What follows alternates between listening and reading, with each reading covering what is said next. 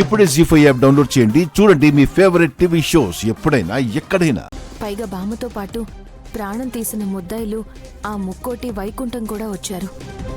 చూడ్డానికి ఏమీ తెలియనట్టున్నారు కానీ అంతటి ఘాతుకానికి పాల్పడ్డ వాళ్ళని 2 దెబ్బలు తగిలించి పోలీసులకు అప్పచెప్పాలనిపిస్తుంది వదినా. అలా చేయడం 5 నిమిషాల పని. కానీ వయసు మీద పడ్డ బామ్మగారిని దృష్టిలో పెట్టుకుని మనం అడుగు వేయాలి. ఏం చేస్తాం మరి? మహా అయితే 30 నిమిషాల్లో వాళ్ళు టిఫిన్ కార్యక్రమాన్ని ముగించేస్తారు. ఆ తర్వాత మా త్రినేత్రిని చూపించండి అమ్మా అంటే ఏం చేస్తారు వదిన?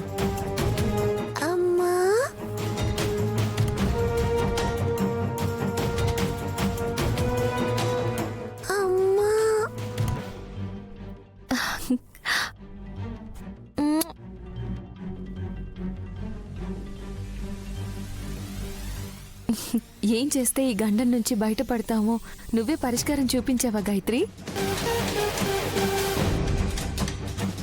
పాప బట్టలు తీసుకొచ్చింది ఎవరు వదిన? హాఫ్ సారీ విక్రాంత్ బాబు.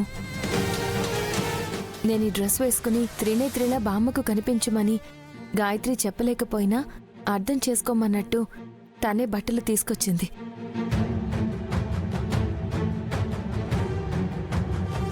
గాయత్రి పాపవి కాదు, గాయత్రి పెద్దమ్మవే నువ్వు. ఇంతకు మించి వేరే దారి లేదు విక్రాంత్ బాబు. కానీ త్రినేత్రిగా కనిపిస్తే మిగతా వాళ్ళకి నైని ఏమైందన్న అనుమానం వస్తుంది కదా. బామ్మ సంతోషం ముందు మిగతా ఆలోచనలు చిన్నవే. తేడా కొట్టి దొరికిపోతే చాలా ఇబ్బంది అవుతుంది వదినా. పైగా ఆ ముక్కోటి వైకుంఠం త్రినేత్రి అలా ఎలా బతికొస్తుందని అనుమానిస్తారు. వాళ్ల సంగతి చెప్పాలన్నా ఇదే అవకాశం విక్రాంత్ బాబు.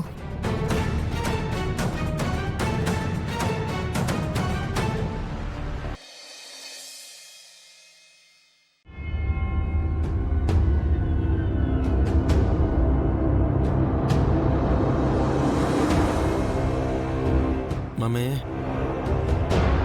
ఓ మమ్మే. రే, ఎందుకురా అలా అరుస్తున్నావు? ఏం ఆలోచిస్తున్నావు?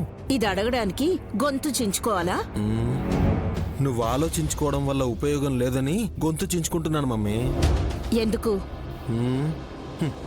నీ ప్లాన్ ఏం వర్కౌట్ అవడం లేదుగా.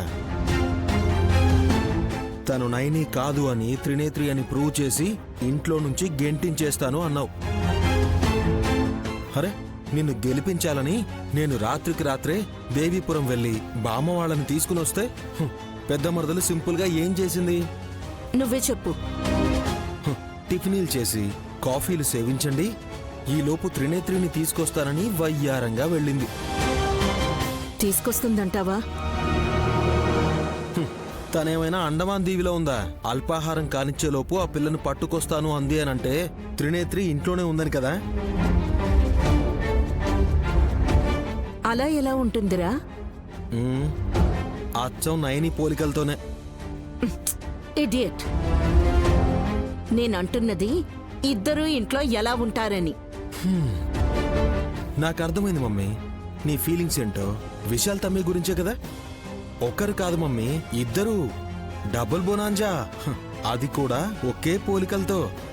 ఓ మమ్మీ, ఇరువురి బామల కౌగిలిలో స్వామి అంటూ పాడుకుంటూ ఎంజాయ్ చేస్తాడు. రే, విశాల్ అలా చెయ్యడు వల్లభా, నాకు తెలుసు. ఇప్పుడు తెలుసుకోవాల్సింది నయని త్రినేత్రిని ఎలా తీసుకొస్తుంది అని. మళ్ళీ అదే అడుగుతావేంటి మమ్మీ? అరే, ఎలాగోలా తీసుకొస్తుంది. ఇద్దరూ ఒకే సైజులో ఉన్నప్పుడు మోసుకునైనా వస్తుంది పెద్ద మరదలు. పైగా బలశాలి. అంతకన్నా ముందు బుద్ధిశాలిరా. తను అలా అన్నది అంటే చాలా అడ్వాన్స్డ్గా ఆలోచించి ఉంటుందని నాకు డౌట్ కొడుతోంది. ఇలాగే నీకు డౌట్లు ఎక్కువ కొడుతూ ఉంటే ఏదో ఒక రోజు జనాలు రాళ్లతో కొడతారు. నేనేం చేశాన్రా?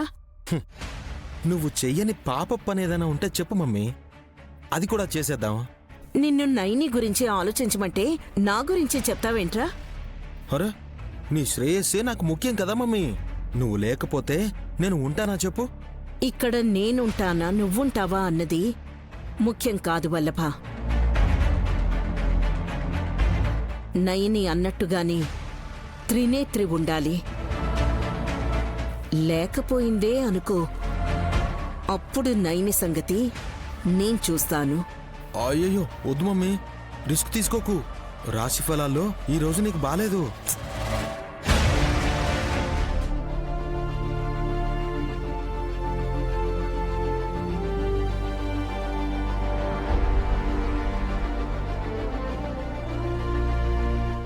బుల్లిబాబు గారు, ఒక్క నిమిషం. ఏంటి? త్రినేత్రి ఎక్కడుంది? ఇంట్లో ఉంది. ఏ ఇంట్లో? మన ఇంట్లో. ఎక్కడుంది? చెప్తే అర్థం కాదా? వినపడదా? చెవుడా? అబ్బా, చిరాకు పడకండి.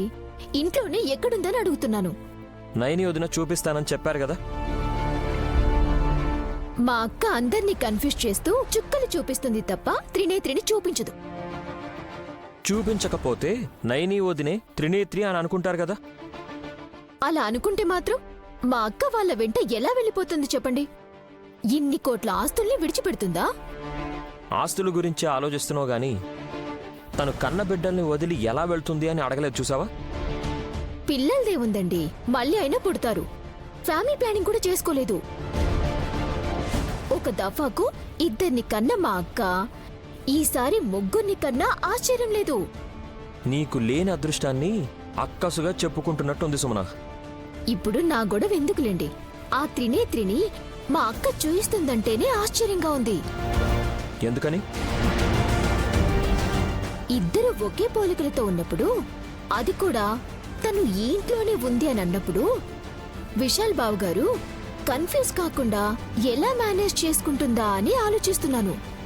ఒకరి కాపురంలో ఎలా కాలు పెట్టాలని ఆలోచిస్తావు గాని నువ్వు ముందుకి అడుగు వేస్తే ఎదుగుతానన్న ఆలోచనే ఉండదు నీకు. అందుకే నీ బతుకి ఇలా ఏడ్చింది. నేనేమన్నాను, ఈయనేమంటున్నారు? ఓపిగ్గా చెప్పనే చెప్పరు.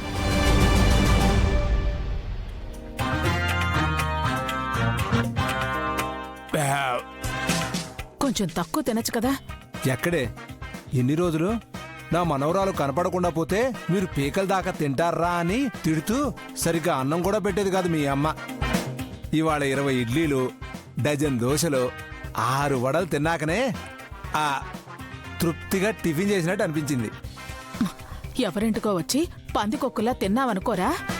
తిండి తినడం కాదే, ఆస్తులు తినాలి. ష్! త్రినేత్రి ఉందో పోయిందో, తనలా నైని అనే అమ్మాయి ఉందో లేదో. ఈ నాటకంలో పాత్రలేవో ఎవ్వరికీ తెలియదు, కానీ వీళ్ళని సందర్భాన్ని వాడుకొని సంపాదించుకునే దారి చూడాలే పిచ్చి వైకుంఠం.